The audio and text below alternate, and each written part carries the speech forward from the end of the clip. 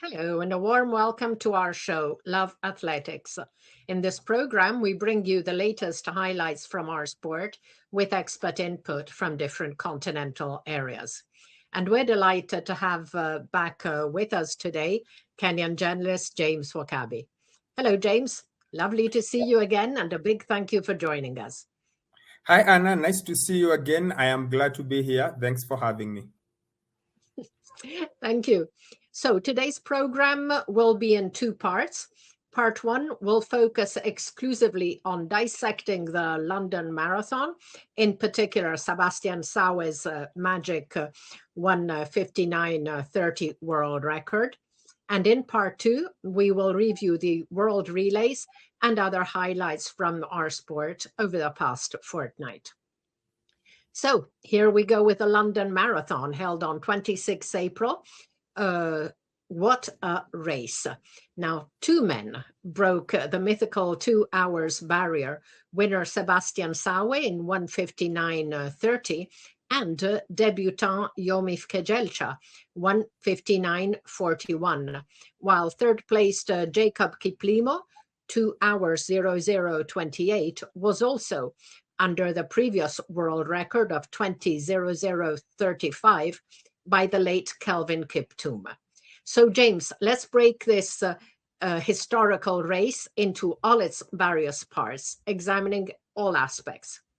So, first of all, let's get this out of the way right away from the start.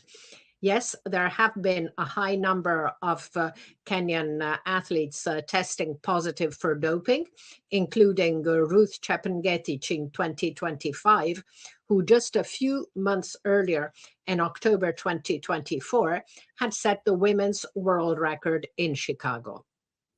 This led Sawe's agent Dan Lilot and coach Claudio Berardelli to come up with an unprecedented move. James, tell us what happened. Well, I get the feeling that right from the start, Coach Claudio and Sawe's agent knew they had a special athlete in their hands. So once he ran the first marathon in Valencia, then ran again in London, they all knew, they were all aware, this guy is going to do something special.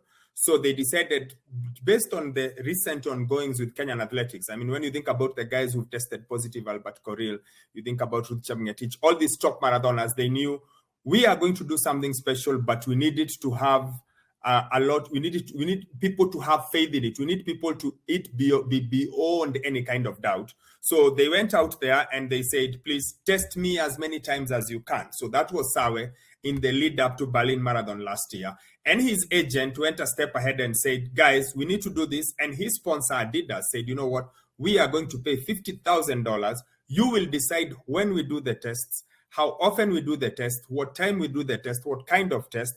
Basically, they were making sure that if and when he gets to the world record, there would be no question, that they would have answered every single question. You've been free to test him as much as you want, as much as you can, and that hence removing any doubt. So I get the feeling they knew right from the stop, they knew right from April, he is in fantastic shape. So they knew, what do we do? Let us make sure we remove any doubt, because you all remember what happened to Ruth. When Ruth breaks the world record, the gentleman from Let's Run asks her a question, how can we be sure? And it became a whole thing that went to the Kenyan parliament, with them asking for an apology from letsrun.com, only for her to get to test positive less than 6 months later. So you can understand why they were doing this. Claudio and Lilot, they knew, we've got a special guy in our hands. Let us remove the obvious doubts that accompany any Kenyan athlete who does well. So AIU, over to you, test him as much as you can. And 25 tests over a span of 2 months is ridiculous. As it is, they are getting tested so often. So you can only imagine how many more times Sebastian had to go through it. Yeah. No, it's crazy. As you say, 25 tests in 2 months before Berlin, and sometimes 2 tests in the same day. And yet he improved his PB there to 2 hours 02:16. And that time could have been much faster if the weather hadn't been so unseasonably warm.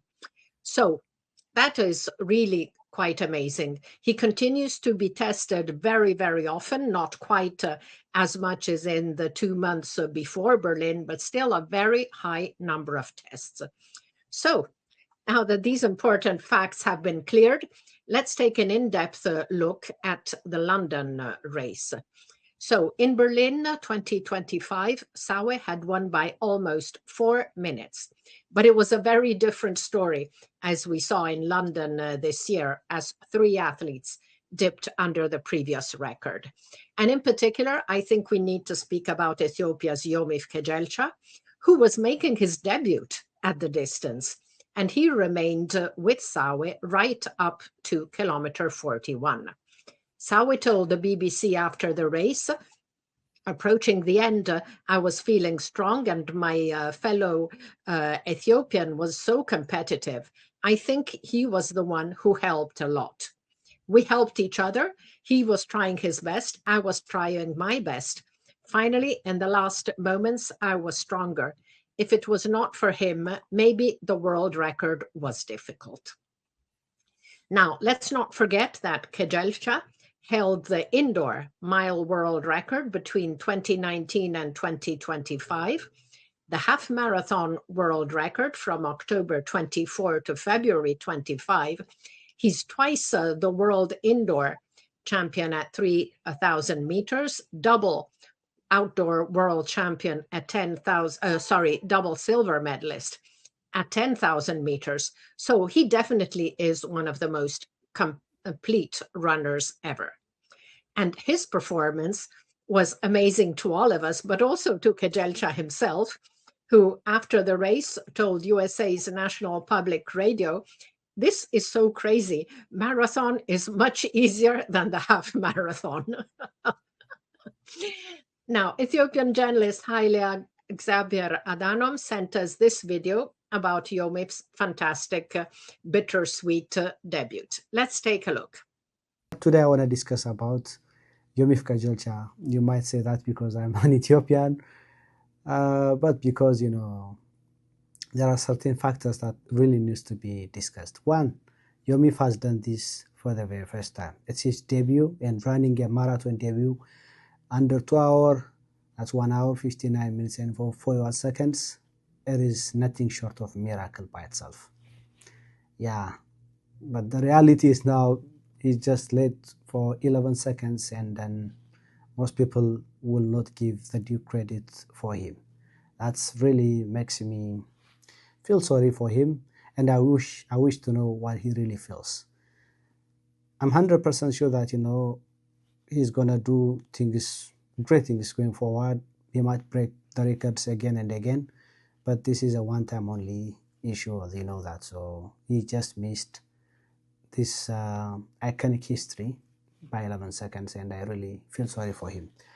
I have talked with Haile Gebrselassie upgrades about the achievements by Sebastian Sawe and Yomif Kejelcha. He's still in disbelief that, you know, he knows that someday it will come because, as he mentioned for my article previously, it's been a long overdue and everybody was working for it. The athletes in every generation try to do something remarkable, and the science and the technology that supports the athletes was trying their best, and I think that time has come.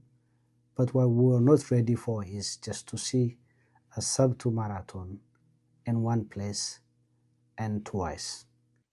So thank you, Haile Xavier. Now, having looked at the advantage given by a competitive race, but first of all, what do you think, James, about Yomif's performance? It was right in character with who he is. He, all through his career, he's always been, I use the word wild in a good way, but he's a bit wild. You don't quite know what to expect from him. You saw him at the World Championships last year in the 10,000 meters. He found a way to lose that one. You've seen him, like you said, set a world record in the mile, then set a world record in the half marathon. That already is not typical, it's not conventional. So he's always been an unconventional athlete, and I am not surprised that this happens. It's almost like the talent is so huge, but he can't quite put it together when it matters the most. I read somewhere he's got maybe more silvers than Paul Tergat. which is saying a lot. So he has this capacity to do well, but at times it's almost like even he doesn't know exactly what is going to happen with him. Because think about it, he set the half marathon world record, then he tells us the full marathon is easier. Now, I understand his explanation that you don't have to go out as hard, but it is so typical of him that he has set the Ethiopian record 3-4 times, and every single time, if you set the Ethiopian record, you should be expected to win. He never wins. He's always second. So there's something about him and his ability to put everything together and get to the end, which he maybe doesn't have, but that takes nothing away from his talent. He's obviously a super, super talented guy. And you get the feeling one of these fine days he'll get it right. You just hope he gets it right at a big occasion. Like how you run 1:59.41, but you're second. You lose 10,000 meters. It's just typical of the guy that he is, that he is not able to put it all together and get all the way across the line. Well, I hope for Yom if he does put everything together, and maybe in his next marathons, he'll get that win. So having a very competitive race is obviously an advantage. Let's look at another key factor, which is super shoes. So there's no doubt that super shoes have revolutionized distance running. Just think about it. The Adidas Pro Evo 3S worn by Sawe in London weigh a mere 97 grams. That's crazy. And as highlighted by LetsRun.com's excellent coverage of the London Marathon, the world record at the distance has now improved by 3.34% between 2013 and 2026, while in that same period, 800 and 1,500 world records have remained unchanged, and the improvements in other distance races, 3,000 steeplechase, 5 and 10,000, ranged between 0.26 for the 5 and 0.41 for the 10,000. LetsRun.com credits the huge difference to super shoes. Now, James, what do you think? There is a big point there. I first held not the Pro 3, maybe the Pro 2 in 2024. Sawe's coach Claudio showed it to me, the ladies' shoe, and he told me, just feel how light that shoe is. Now, to think that they've made it even lighter for the Pro 3, definitely there is something there. If you think about it. Now, the shoe does play a big role. You have to agree, because that shoe is lighter than your mobile phone. Like, that shoe is literally lighter than almost anything. It's almost the weight of a pen. So that, of course, will have something. The carbon part of it will have something. Everything else about it just tells you how much technology has evolved, and definitely it's got something to do with the shoe. Now, the question might be, how come we are seeing more of this in the marathon than on the track? And I think the answer is the big shoe manufacturers have been on like an arms race or in a race to create the best shoe. And that means, and I think they have concentrated more on the marathon because that is where the market is. Because marathons have become really almost like the blue ribbon event of championships nowadays. When you hear about how many guys have registered for London next year, it's over 1 million people.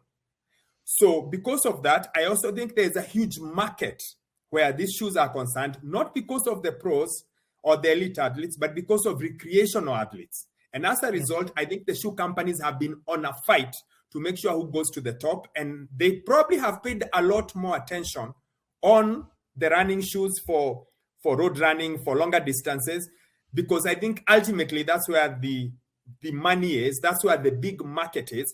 I mean, it's no coincidence that in the last 2 weeks, we've had 3 shoe companies open shoe shops in Nairobi. We've had Nike, we've had Adidas, we've had Puma in the last 3 weeks.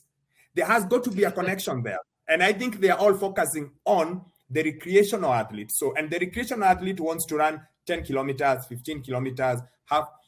And I think that's part. So they have concentrated a lot on it. However, we have to be very keen and make sure we do not remove the talent of Yomif, the talent of Sawe from it and just say it's only about the shoe. The shoe obviously is ridiculous. For you to 97 grams is mind-boggling. Like, how many things do you have that are 97 grams. Your spectacles, Anna, are probably almost 97 grams. Now, that's the weight of the guy's shoe. Obviously, he's going to do wonderful things with it. And then also you add some of these guys, I think, are high responders. So they respond better to the shoe than others. And I think Sawe might be in that group. It was the same explanation given for Kiptum, that maybe he's a fast responder, like he responds well to the carbon and to everything. But yes, the shoe definitely plays a big role. And the competition between the big shoes on Under Armour, Nike, Asics, and Adidas has pushed this. And in the end, you almost feel sorry for Nike, because they pushed this with Breaking 2, they pushed this with Ineos 159, but the people who got it over the line, the people who hold all the world records now, is Adidas. So I guess Adidas got it over the line quicker. Nike did a lot of the front running, showing us Monza in 2017, Vienna in 2019, but I think Adidas now got it spot on. And when you see it now, they've got the women's only world record, they've got the men's world record, and the top guys in London were all Adidas. So yes, the shoe has played a big role. Yeah, definitely. Now, another important factor, of course, is not only competitive race, but also being part of a competitive training group. And Sawe definitely is in a competitive training group. So tell us about that, James. Now, Sawe comes from a group called Two Running. Now, Two Running is primarily led by Claudio Berardelli. He ever since he left the Rosa camp many years ago, more than a decade and a half ago, he's run his camp. Now, when you look at that camp, it's sheer quality. It's full of elite athletes. Now, let's start with the marathoners. So you've got Sawe, you've got Benson Kipruto, who last year completed Boston, Chicago, New York, and was at the Olympics. Then you've got Cyprian Kotut, the younger brother to Martin Lel. Then you've got Amos Kipruto. He ran really well in London, and he is a former London Marathon champion. So that's just the caliber of the men that are there. Evans Chebet used to be part of that group as well, really dominant 2-3 years ago. And then you look at the track, you've got Emmanuel Wanyonyi still in the same camp.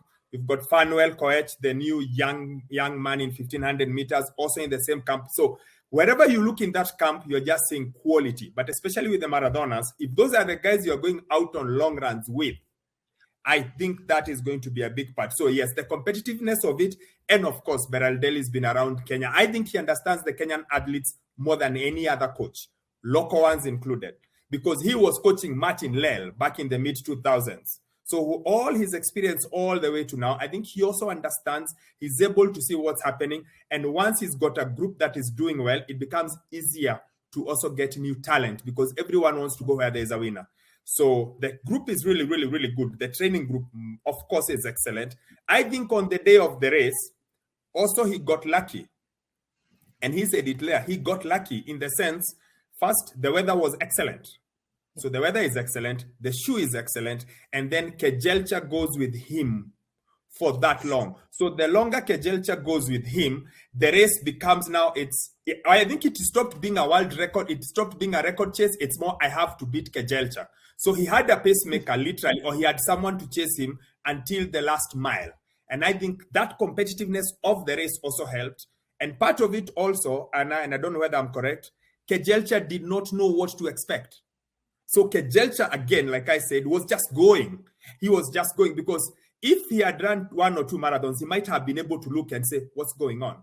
But I think he was also just, let's just go. I'm feeling good. Let's just go. And I think those two things helped Sawe. I think Sawe knew he was always going to drop him, but having a guy push you all the way to 41, 42, 40, 41 kilometers, I think it also helped them a bit. So the competitiveness of his group and of the day itself, because we all thought it was Kiplimo versus Sawe. But then Kejelcha, who had no clue what happens in a marathon, decides, I'm going to go for it. Kiplimo drops because the pace is too high. But I think that competitiveness ultimately takes us to 1:59:30.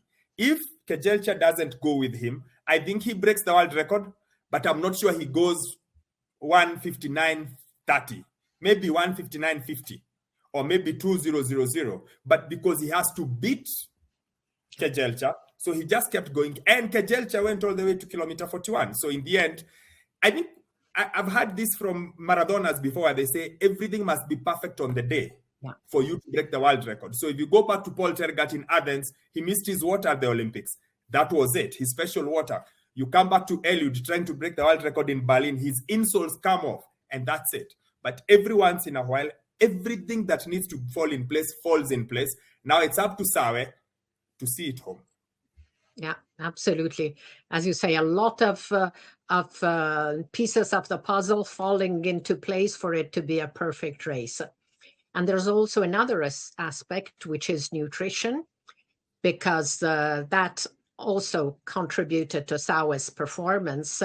What they're saying is that he had these Martin carbohydrate gels, which allowed him to consume 325 grams of carbs, which means carbs is the fuel for long distance. So the more you can ingest without having problems eating solid stuff, it delays the moment the fatigue sets in.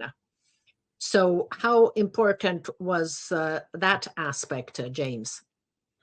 Anna, I'm going to quote my good friend who you know, Mr. Mutweri Mutuota, and when the race finished, he told me, this is the first world record that is almost manufactured. There are so many other aspects of it that have come to put together that include science for you to get where you're getting now. We talk about Morten and ability to refuel. They spent a year with Sawe in the build-up to London, so in which they were trying to train his gut how to ingest whatever they are giving him. The amount of science just in that drink, in the number of things they were taking, is incredible. At some point when you are reading what they were doing, it feels like a Formula One race, because they are saying you have to take, forget the gel, the soda bicarbonate, which you have to take, I don't know, an hour before so that it counteracts with the lactic acid. And there's a lot of science and technology put in it. And when you listen to how many visits, they made 6 visits to Kenya in a year. That's a visit every 2 months, just to make sure his gut is taking it. What does he like? What doesn't he like? It just tells you the amount of detail that has gone into this. And hence the whole argument of, back in the days, you used to think you put on your shoes, you run, you break the world record. This one, there was so much attention to detail.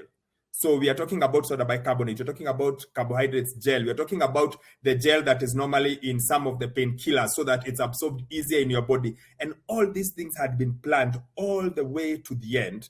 It just tells you how much attention there was to it, how much technology there is, because you're talking about the shoe, you're talking about ingestion of fuel and refueling. It's a lot to take in if you compare it to, let's not even go for 10 years ago. I wonder whether 10 years ago we had this kind of attention to detail. I don't think we did. So technology has come, and the team, his team, Sawe's team, Kejelcha's team, Kiplimo's team, they've all taken extra attention to make sure that everything you can, you get it. Especially, I'm dumbfounded by the soda bicarbonate. When I read about what it does and when it's ingested and why you do it earlier, I was like, this is a whole new level. This is way beyond what we used to think was possible. And to think that this happened in Kapsabet, out an hour from Eldoret, makes it even more special. No, definitely. As you say, there are so many factors that contributed to this historic achievement, and science played a very big part. So let's take a look at Sawe's stunning stats. So running website letsrun.com had all the stats for Sawe's world record. So as we've heard loads of times, first man to run an official marathon in under 2 hours. He took a huge 65 seconds, more than 1 minute, off the previous world record. The second half, he ran in 59:01, the best ever. The previous best was 59:45. And his first half, he ran in 1 minute 29. Now, the 5K between 35 and 40K, he ran in 13 minutes 42.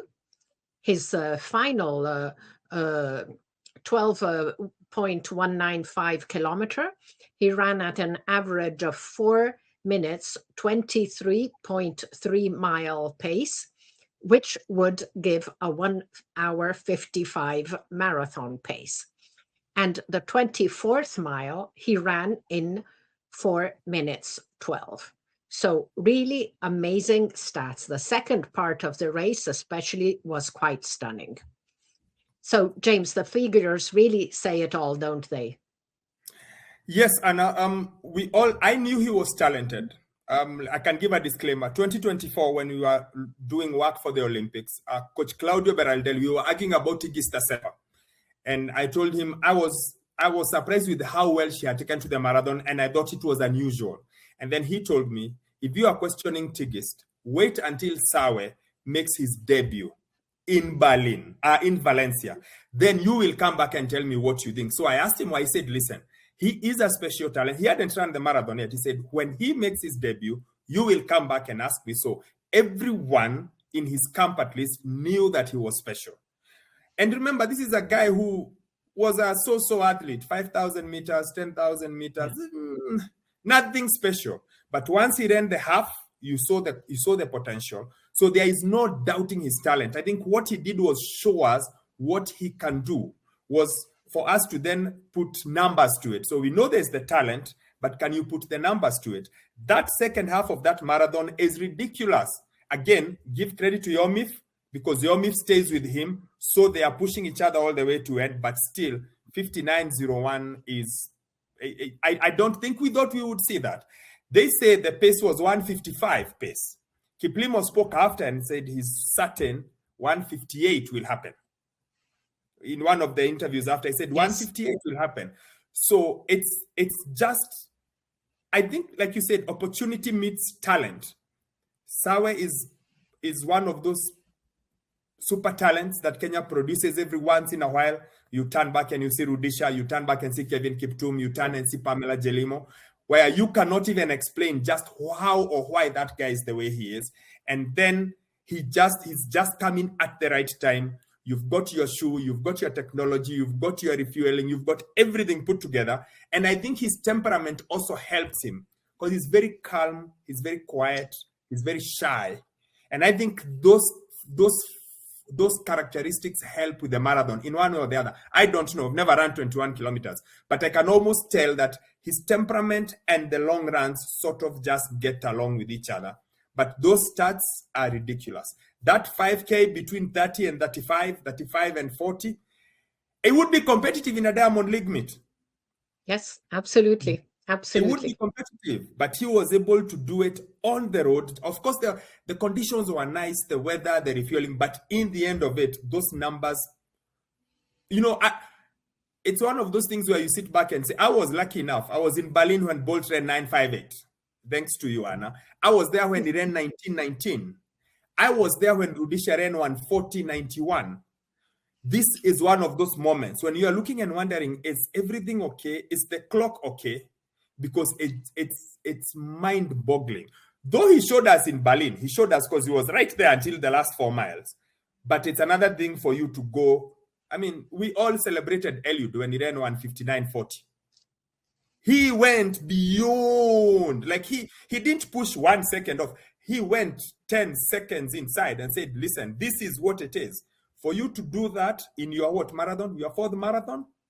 Fourth marathon, I think, because it's Valencia, London, but yeah, fourth marathon. What makes you wonder what he do when he's done 10, when he absolutely knows how to run the marathon, because some would say he still doesn't know exactly how to run the marathon.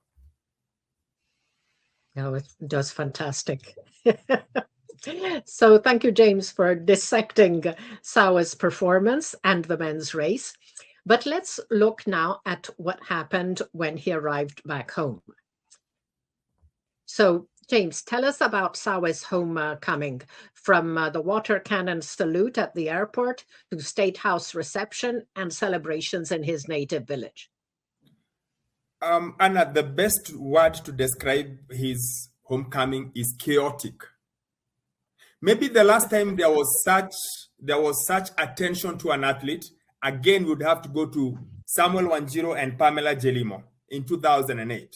The last time when there was pandemonium at the airport, journalists got all the way to the tarmac.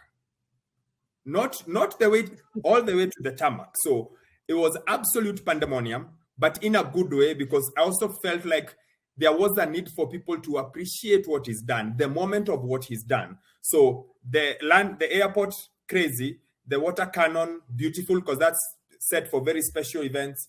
And then, of course, he goes to State House where the president awards him $61,000, approximately 8 million Kenya shillings, which is a good thing, a personalized number plate with 15930, which I thought was a very nice touch.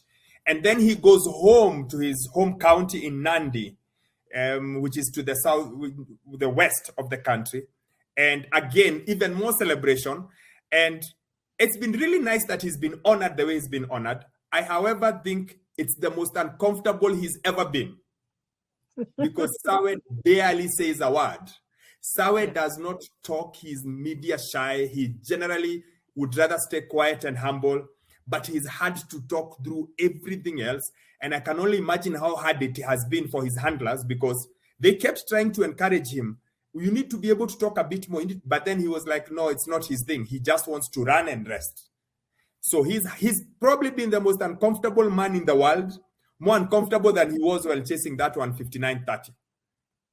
Because he has had to come out of his shell and talk and go to State House and meet governors and meet people. And you can tell in him, he cannot wait for it to end. He absolutely cannot wait for it to end, but because it's not his thing. He's not flamboyant. He doesn't like the attention. But unfortunately, heavy is the head that wears the crown.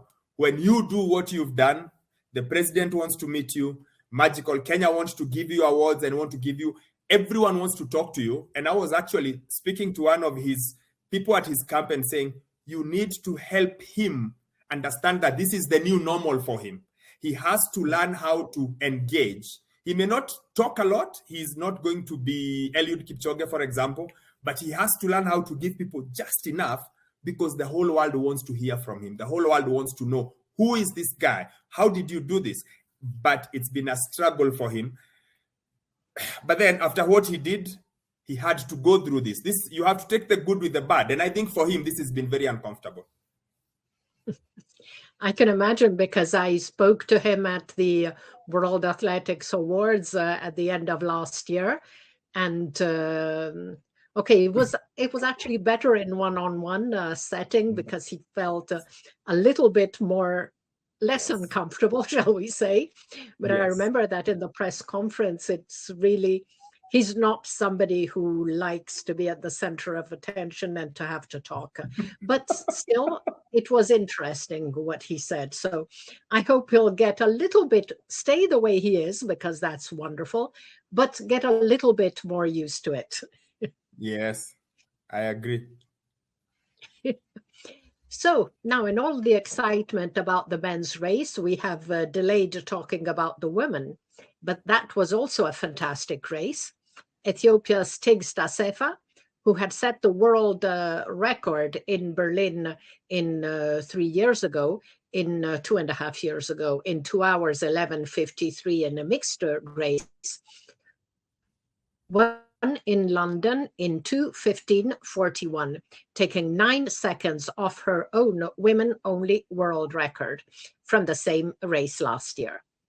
And as she crossed the finish line, Tigst screamed in joy, knowing she was breaking the record again. Now, Assefa has run 7 marathons since 2022. She's won 4 of them.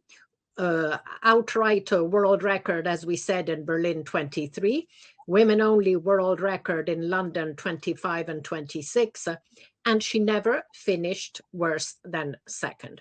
So pretty impressive. One important point to highlight is that Tigst Assefa and Yomif Kelcha share the same coach, Gemedu Dedefo.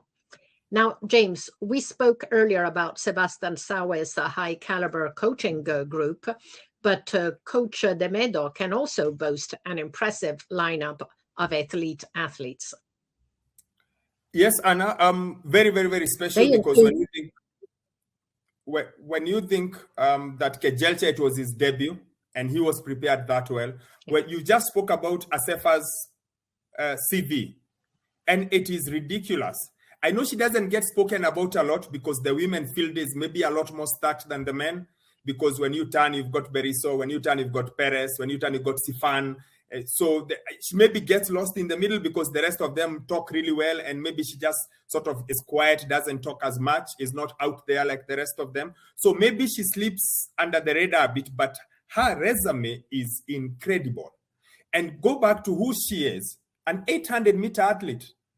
A so-so 800-meter athlete who struggled with spikes and opted to go for her long runs. And this is what she is. She's very, very, very special. I think this one meant a lot to her because I think she was really curious. Can I win? Can I set the world record again? And last year she lost in a sprint. Kenyans have beaten her in a sprint a few times. It was Perez. And I think she was a bit worried about Helen a bit. So for her to win and set the world, I think it's just like an affirmation.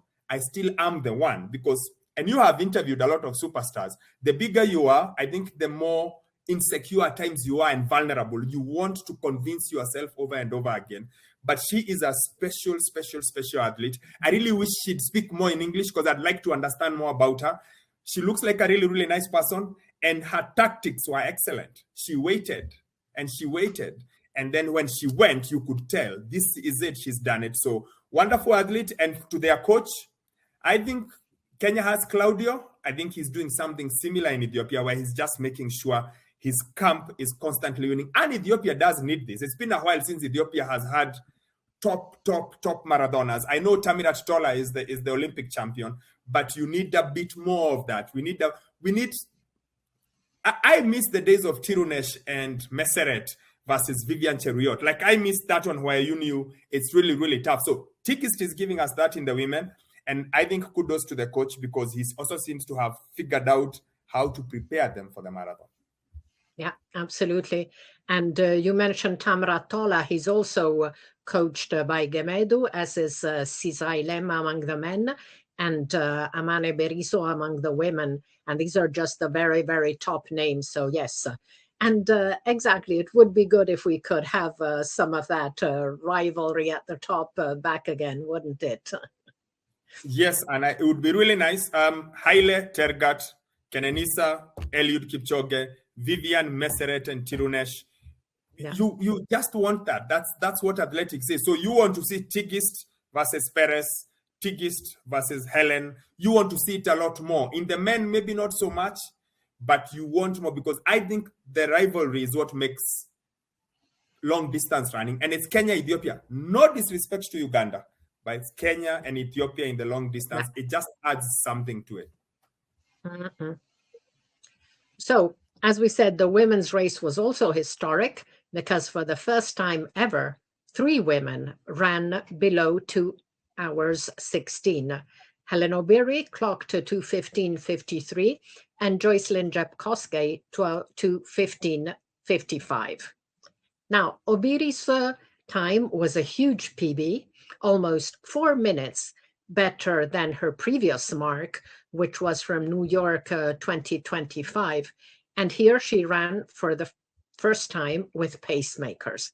Now, James, Obiri has been steadily upping her game since moving to the marathon. How do you see her future progress? First things first, I was confused with her tactics. She waits and waits and waits and then kicks.